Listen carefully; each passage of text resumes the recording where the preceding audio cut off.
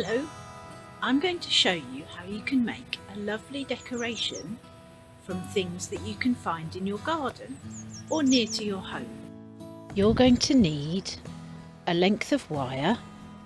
You might need an adult to help you to cut it, some twigs, some leaves and other things that you've found in the garden.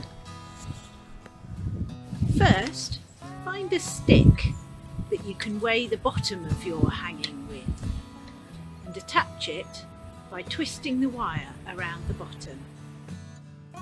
Then you can thread on some of the other things you've found. I've got a beautiful ivy leaf with a lovely pattern on it. Push the wire through the leaf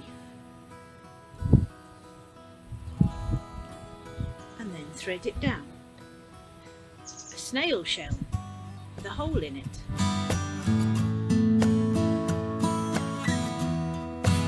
And an autumn leaf that I collected and squashed between some newspaper underneath a heavy book until it had dried out.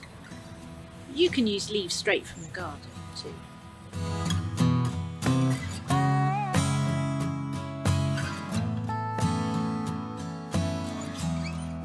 And another brown one. Make a little hook at the top. Then you can hang your finished decoration in a tree.